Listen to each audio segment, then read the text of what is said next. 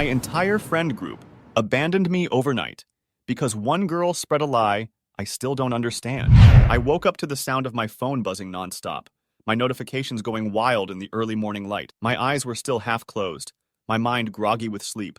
But something felt off the moment I saw the screen glowing with dozens of missed calls and unread messages. A strange tightness seized my chest as I registered the names. People I'd known for years, my closest friends, were suddenly flooding me with messages that looked angry, hurt, and in some cases downright hateful. I squinted at the blur of words. I can't believe you do this. You've gone too far. Never talk to me again. How could you? My heart started pounding so loudly I could hear it in my ears. I didn't know what they were talking about. I couldn't piece together a single reason why everyone would be so furious with me. I reread the messages, hands shaking, searching for any clue, but found only accusations and vague references to something monstrous I had supposedly done. My skin prickled with panic, and I tried to call my best friend Ciara. One ring, two rings, straight to voicemail. I tried Andrew next. He answered with a breathless burst of words, "Don't call me!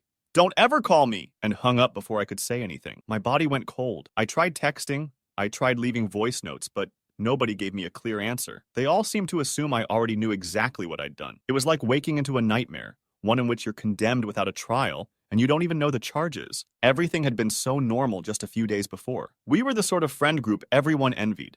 We had a massive group chat where we'd spam each other with memes all day, plan spontaneous road trips, and celebrate birthdays together with heartfelt gifts and inside jokes. We'd known each other since early high school for the most part, but even the newer members, like Brittany, who joined in college, felt at home with us. There was something warm and secure about having that big, sprawling family of friends who always had your back. We'd pile into each other's living rooms on Friday nights, watch terrible movies, or load up someone's car with tents and take off for a weekend camping trip. Everybody had their distinct role. Ciara was basically my other half. Smart, kind, always the first to respond with a supportive message. Andrew was the big brother figure, strong-willed, protective. Nick was the class clown, flinging jokes and puns that would simultaneously make you laugh and roll your eyes. And then there was Megan, a bit quieter, with a sarcastic streak that could slice through an awkward situation. We had others too, woven into our patchwork of personalities, but these were my core people. In the last few months, we'd even welcomed a girl named Lacey. She was introduced by a mutual acquaintance, and at first she seemed sweet if a bit reserved. She was the kind of person who watched everyone carefully, always seemed to be taking mental notes on who said what. I never thought much of it. I figured she was just shy. If someone had told me then that Lacey would be the reason everything fell apart, I wouldn't have believed them. Yet here I was, staring at my phone as wave after wave of condemnation hit me. I felt numb and terrified. I had to piece together what had happened, but everyone had locked me out. My friends had literally kicked me from the group chat. When I tried to open it, the last notification I saw said, "You have been removed from this conversation." That single sentence hit me like a punch to the gut. These were people I thought I'd have in my life forever. We joked about being at each other's weddings, about our kids playing together someday. I started scrolling through social media, desperate for some clue, some public meltdown or cryptic post that might reveal the cause. Nothing jumped out except a couple of vague tweets from Brittany. You really never know who someone is. And so done with toxic people, more cold sweat. Was she talking about me? I was panicking, trying to recall if I'd done anything to Brit. I came up blank. My mind flitted back to a gathering we'd had just a few nights earlier at Andrew's place. We'd ordered a bunch of Chinese food, sprawled on his couches, some of us discussing upcoming events, some playing around on the Switch. The vibe had been off, though. People seemed quieter. Lacey, in particular, was glancing at me with this odd expression. Part pity, part something else, like she was waiting for me to slip up. At one point, I excused myself to step outside for air, and she joined me on the balcony. I remember the night sky was so clear, stars shining bright. I commented on how pretty it was, but she didn't respond in kind. She just looked at me and said something along the lines of, "You think you can hide everything, but the truth has a way of coming out." Her tone was icy, and I was taken aback. "What does that mean?" I asked, baffled. She didn't explain. She just shrugged and went back inside, leaving me standing there, unsettled. Later, I tried to ask Ciara if she'd noticed anything weird about Lacey's behavior, but Ciara only said maybe Lacey was going through a rough time. I let it go because I figured it was none of my business. Now I wish I'd pushed harder. I was determined to get answers, so I spent that entire day texting individually, writing, "Hey, please, what is going on? I'm totally in the dark. I swear I haven't done anything." But the replies I got from my so-called closest friends were heartbreakingly cold. "Don't act innocent. Stop pretending you don't know. You can't manipulate us anymore. Each message felt like a fresh punch in the stomach. Eventually, I crawled into bed and stared at the ceiling, tears slipping down my cheeks. I had never felt so alone in my life. I replayed every recent conversation in my head, searching for something I might have said or done that could be interpreted in a terrible way. Had I gossiped about someone? Had I accidentally revealed a secret? Nothing significant came to mind. My life had been relatively quiet. I worked part-time while attending classes, spent weekends with these friends, texted memes, studied for finals. That was it. I wasn't perfect, obviously, but I couldn't imagine a sin so grave that it would lead them to cast me out so dramatically and so suddenly. The next day, I woke up with swollen eyes and a determination to figure this out. If my closest circle wouldn't talk, maybe I'd find out from someone adjacent to them. I remembered that our friend group sometimes overlapped with a few people from the drama club. My mind landed on Dane, a guy who wasn't exactly in our circle, but often hung around. I decided to message him on Instagram. He replied, "I don't want to be involved in any of this, but I overheard Lacey telling Megan some nasty stuff about you." My heart raced. Finally, a lead. I asked for details, but Dane seemed hesitant, like he'd already said too much. All he would tell me was that Lacey claimed I had done something unforgivable to a member of our group. He didn't know the details, or so he said, but from how upset Megan sounded, it must have been big. I tried to push, but he stopped responding. Still, it was something. Lacey was behind it. But what was she saying? My thoughts spun. Had Lacey told them I'd been spreading secrets about them? Or that I'd stolen from someone? Or that I'd done something cruel behind their backs? I had no idea. But whatever it was potent enough to turn them all against me instantly. I spent hours drafting a text to Lacey directly, trying to keep my tone measured. When I finally hit send, I laid out, "Hey, I have no idea why you would spread any rumors, or if this is all a misunderstanding. But if there's something you're mad at me about, let's clear it up." I stared at my phone for a response that never came. She left me on read. Over the next few days, my life spiraled. Everything felt wrong. I barely ate. I couldn't sleep. And the simplest things, hearing a song we used to belt out together or passing by the coffee shop where we'd all meet, brought me to tears. I was losing weight, skipping classes because the anxiety was too crippling. My parents noticed my mood shift, and my mom pulled me aside, worried, but I couldn't bring myself to explain. "My entire friend group hates me, and I don't know why," sounded so outlandish, like something from a teen drama, and yet it was my real life. To make matters worse, social media became unbearable. There were no direct callouts, but people from my group posted vague statuses. Some people are monsters in disguise.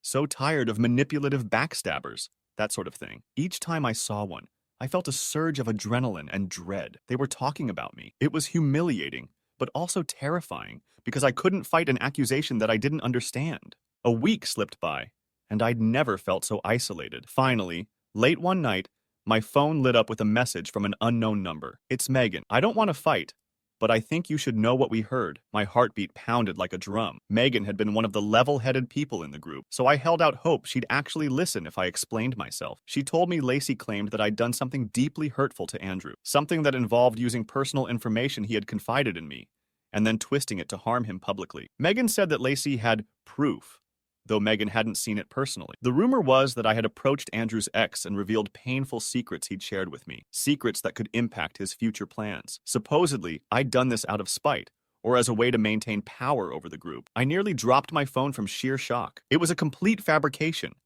I had never spoken to Andrew's ex, let alone shared anything private. "That's insane," I wrote back. "I never did anything like that. Why would Lacey say that?" Megan hesitated, then responded, "I don't know, but she seems convincing. We believed her. She said she had text messages from you admitting it, screenshots.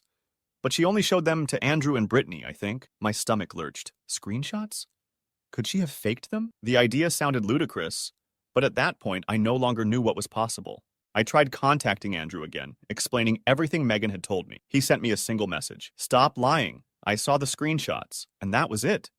No matter how hard I insisted that they must be fabricated, he wouldn't budge. The heartbreak I felt was indescribable. Andrew and I had been friends since forever, practically. We'd gone on family trips together. He'd comforted me when my dog died. We were practically siblings. And here he was, convinced I'd betrayed his deepest secrets. I cried for hours that night, torn between rage at Lacey for planting this poison and sorrow that Andrew could so easily believe a rumor over my word. At some point, I realized I needed tangible evidence to clear my name. Denials weren't cutting it. I started scouring my own phone, my email, my social media, searching for any sign that I'd been hacked or any clue that might prove the screenshots were doctored. I found nothing conclusive. but I discovered one small sliver of possibility. I used to let Brittany borrow my phone sometimes to take photos because I had a better camera. She might have had access to certain apps. Could Lacey and Brittany have schemed together? Used text generator websites or some kind of editing tool to create messages that never existed? I knew that sounded paranoid, but I was desperate. In the midst of this chaos, Ciara finally reached out to me. She and I had been inseparable. If anyone would believe me, it was her. But her text was cautious. I'm sorry for not responding. Everything is really tense. People are saying so many things. I don't want to pick a side until I know the truth. My heart soared. At least she hadn't condemned me outright. I poured out everything I knew in a series of messages. The rumor about Andrew's ex, the alleged screenshots, my certainty that it was all a lie. She took a while to reply, but eventually said, I can't believe you'd do that. But I also can't believe Andrew would lie about seeing the texts. I don't know who to believe. That stung, but I got it. From her perspective, Andrew was someone she trusted, and Lacey apparently had proof. Please, I begged, talk to me in person. We agreed to meet in a cafe on campus. When I arrived, Ciara looked exhausted, her eyes puffy. She told me the group chat had been buzzing with talk of me for days, and she'd grown tired of the back and forth. She wanted clarity. I said, show me these supposed screenshots. Ciara sighed. I haven't seen them. Lacey said she only showed them to Andrew and Brittany, and out of respect for Andrew's privacy, they didn't share them widely. But they seemed convinced. I was trembling with frustration. Without seeing them, I couldn't refute them directly. I told Ciara I had never, ever revealed anything about Andrew to his ex, or anyone else for that matter. She stared at me, half believing, half scared. Finally, she whispered, why would Lacey lie about this? That was the question gnawing at me, too. I had no clue what her motive was. Did she want to push me out of the group for some reason? Did she resent me for something I'd never noticed? As we talked, Ciara offered a small insight. The day before this explosion, Lacey had pulled her aside, claiming she had something important to share. She looked on the verge of tears, according to Ciara, saying she felt morally obligated to warn Andrew and everyone else about my true colors. Lacey told Ciara that I had used vulnerable secrets from multiple friends against them, but that the worst act was what I'd done to Andrew. Ciara said Lacey seemed genuinely distraught, like someone who'd just discovered a terrible betrayal. That performance, plus whatever doctored evidence she had, must have sealed my fate in their eyes. After we spoke for 2 hours, Ciara promised me she'd try to push for those screenshots in the group chat, so everyone could judge fairly. I thanked her profusely and left feeling slightly hopeful. But a few days passed with no word, and when I finally followed up, Ciara told me Andrew refused to share them out of embarrassment. He said the secrets were too personal to risk them being widely circulated, and that was that. I felt like I was hitting a dead end at every turn. Meanwhile, the group was still ignoring me, or posting subtle digs about how you can't trust some people no matter how long you've known them. Exhausted, I turned my attention back to Lacey because she was the key. If I could get her to speak to me, to slip up or maybe reveal her motives, I might stand a chance. One evening, I saw her at the campus library, sitting alone at a table with her laptop open. My adrenaline spiked. I approached, my palms sweating, my heart beating so hard I could barely hear my own thoughts. Lacey, I said quietly, fighting to keep my voice steady. I need to talk to you. She looked up, startled, then gave me a guarded stare. I have nothing to say, she muttered. My desperation exploded. Yes, you do, I hissed. You started a rumor that ruined my life, so you must have something to say. Why are you doing this? She scanned the library, maybe worried about a scene, then motioned for me to sit. I sank into a chair across from her, my heart pounding. She leaned forward, her voice low. You think you can get away with everything. Andrew deserved to know what you did, she said, glaring. I didn't do anything, I retorted. Whatever you showed him was fake. She smirked, but something about her gaze flickered, like she enjoyed seeing me squirm. Call it what you want, she said cryptically. You know the truth. There was a tension in the air so thick I could barely breathe. I told her I wanted to see the proof. The alleged screenshots. She feigned pity. I don't want to embarrass Andrew any more than he already is. Let it go. I could feel tears of anger threatening to spill. You're lying, I said in a trembling voice. She gave me a thin smile and packed up her laptop. If you keep pushing, you'll only make things worse for yourself. Believe me. With that, she stood and walked away, leaving me shaking in my seat. I felt this surge of dread, as though she might pull out even bigger, more terrible fabrications if I didn't back off. I spiraled into a deep depression after that. It felt like I had no recourse, no path to redemption. My phone stayed silent most days. Aside from notifications from classmates or random marketing texts, I missed my friends fiercely. The entire group that had once been my safe place.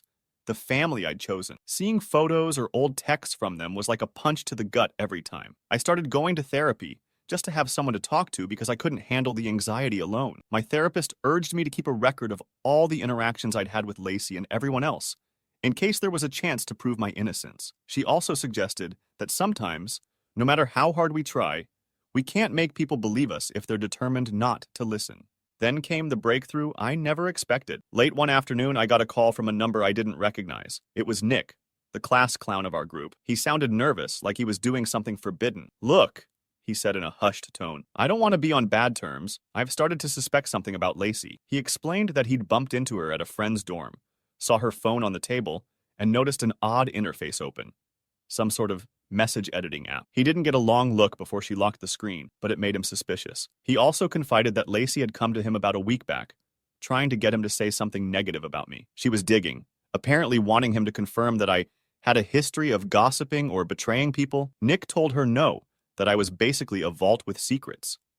She dropped the matter, but now he realized she might have been building a case out of nothing, or forging evidence entirely. My hands shook as he talked. I felt a strange mix of hope and anger swirl in my chest. "Please, Nick," I said.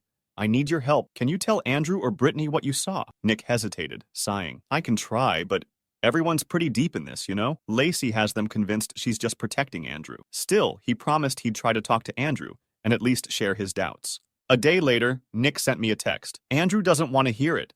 He told me to mind my own business." I felt the flicker of hope die, but Nick wasn't done. He said he'd keep an eye on Lacey, watch for any chance to catch her in a lie. In that moment, I realized Nick was the only one truly on my side. I thanked him, tears welling up because it felt so rare to receive even a shred of kindness. Weeks passed, with no major change though. I tried to move forward, focusing on school and my job, but the heartbreak weighed me down. Sometimes I'd pass Andrew or Brittany on campus, and my stomach would drop as they cut me dead with a single, hostile glance. It was humiliating. Even though Nick believed me, I still felt powerless. Then it happened. Nick, as promised, was keeping an eye out. One afternoon, he saw Lacey messing with her phone in the library, apparently cropping images of a chat. Nick recognized my photo avatar in the screenshots, except something about the text alignment was off. He quickly snapped a picture from a distance, capturing her phone screen. I guess she didn't notice. Nick realized she was actively forging messages, the same ones she must have shown Andrew. He sent me the photo, and my heart almost burst out of my chest. It was fuzzy, but you could clearly see some editing software on the screen, the timestamps out of order, a mismatch in the chat bubble colors. It was the proof we needed. I thanked Nick repeatedly. Then we planned he'd show this to Andrew in person, explain everything, and I'd wait for the fallout. 2 days later, I was at home, finishing an essay, when the phone rang. Andrew's name flashed on the screen. My hand shook as I answered. "Hey," he said quietly. "Nick showed me something. We need to talk." My pulse hammered. Andrew asked if I could meet him at a nearby coffee shop. When I got there, I found Andrew and Brittany sitting with Nick. No one was smiling. They looked guilt-ridden and uncomfortable. Brittany had tears in her eyes, while Andrew looked pale and wouldn't meet my gaze. Nick gave me a reassuring nod. I slid into the seat, every nerve on edge. Andrew started, his voice thick with regret. "I'm sorry. I messed up. I believed those screenshots Lacey showed me, and now I see they were probably fake." I felt a huge lump in my throat. Brittany chimed in, softly crying. "She told us you'd been using Andrew's personal secrets to sabotage him, but now it's obvious it was all a setup." A jolt of relief rushed through me, but also an ache because the damage was done. "Why?" I asked, my voice cracking. Andrew shook his head, looking miserable. "We have no idea. We confronted Lacey. She got defensive," said Nick, "and you were lying to ruin her reputation. We told her we saw Nick's photo of her phone. She kind of flipped out and stormed off. It wasn't an instant fix. Apologies came pouring out from Andrew and Brittany. But I realized something in that moment. I'd never feel fully safe with them again. They had believed a rumor so easily, despite knowing me for years. The betrayal cut deep. I let them talk. Let them explain how Lacey had seemed so sincere, how the false messages had shown her texting with me about Andrew's vulnerabilities. They said it looked real. I pointed out that they hadn't even asked for my side of the story. Brittany wept harder, apologized over and over. Andrew bowed his head, tears glistening in his eyes.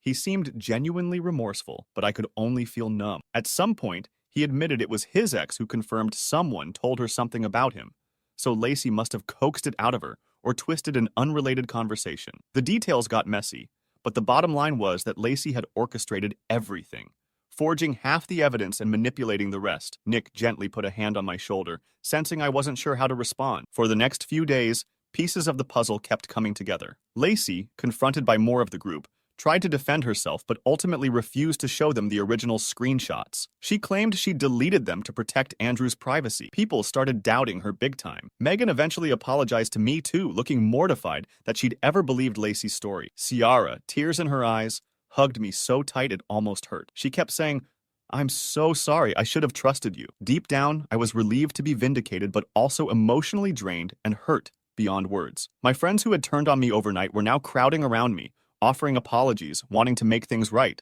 But the heartbreak was still fresh. Over the next couple of weeks, a strange dynamic settled in. Some members of the group distanced themselves from Lacey completely. She stopped showing up at gatherings, and rumor had it she'd dropped out of certain classes, possibly due to the backlash. But a few people still hovered on the fence, not sure whom to believe, or simply too embarrassed to face me after how harshly they'd treated me. I felt raw and uncertain, not sure if I could simply slip back into the group like nothing had happened. A big piece of trust was gone, replaced by the knowledge that apparently our bond hadn't been as unbreakable as I'd always thought. We tried, in bits and pieces, to hang out like we used to. Sometimes it was okay, even fun. But other times I'd be overwhelmed by memories of how they had all cut me off so quickly. I'd fall silent and wrap my arms around myself, feeling isolated, even in their company. There were nights Ciara and Megan stayed up late talking with me, crying together, trying to mend the wounds. Andrew made efforts too, but it was obvious he couldn't forgive himself easily for having believed such a heinous accusation. I could tell he hated himself for losing faith in me. Part of me felt pity for him, while another part felt he'd never truly known me if he could buy Lacey's lie so fast. In the end, our group was never the same. Some people quietly drifted away, ashamed of their role or unwilling to face the complicated emotions that remained. Others, like Nick, Ciara, and Megan, stuck around and tried to rebuild trust. Brittany hovered in guilt, wanting to be close again, but uncertain how. I did my best to accept apologies, to remind myself that people are flawed, easily misled, but a certain innocence was gone. The breezy, unconditional warmth that defined our friendship circle had a permanent crack in it. I had to come to terms with that loss and figure out what to do next. As for Lacey, she disappeared from our orbit. Word spread about what she'd done, and her reputation took a hit. Some people speculated that she had a personal vendetta against me, maybe a crush on Andrew that twisted into jealousy, or a deep-rooted fear that I was overshadowing her. I never got a proper explanation. I only knew she'd done everything in her power to destroy my relationships. Strangely, I realized I didn't even care about her motives anymore. All I cared about was reclaiming some sense of stability in my life. Slowly, I started making new friends, or at least broadening my horizons beyond the group that had defined me for so many years. It felt weird and lonely at times, but also liberating. My therapist kept encouraging me to see that friendships can shift, and sometimes endings or fractures lead to better beginnings. I held on to that hope.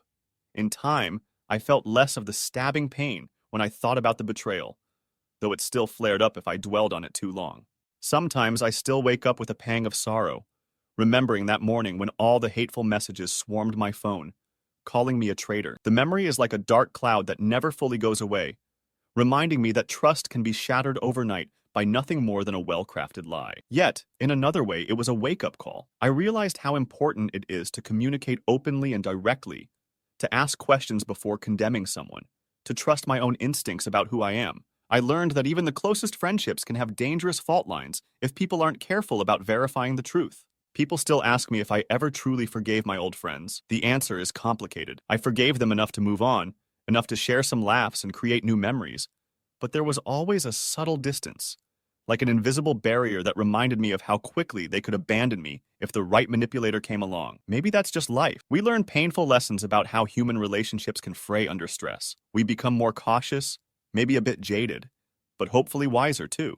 I still talk to Andrew sometimes, usually about trivial stuff, but the warmth we once had is tarnished. Brittany attempts to overcompensate with kindness, constantly asking me if I'm okay, as though she's terrified of losing my friendship all over again. Megan and Ciara are probably the ones who managed to regain the most normalcy with me. We've had countless heart-to-hearts, and I see genuine remorse in their eyes. Nick remains my rock, the one person who didn't turn his back on me, the one who actively worked to expose the truth. If there is a silver lining, it's that I now know who stood by me at my lowest, and who was quick to jump on a bandwagon of rumors without letting me speak. It hurt like hell, but it taught me something about real loyalty. People can talk about how strong a bond is, how close they are, but you only see the reality when a storm hits. My storm was that vicious lie Lacey created, and in the end, I survived it.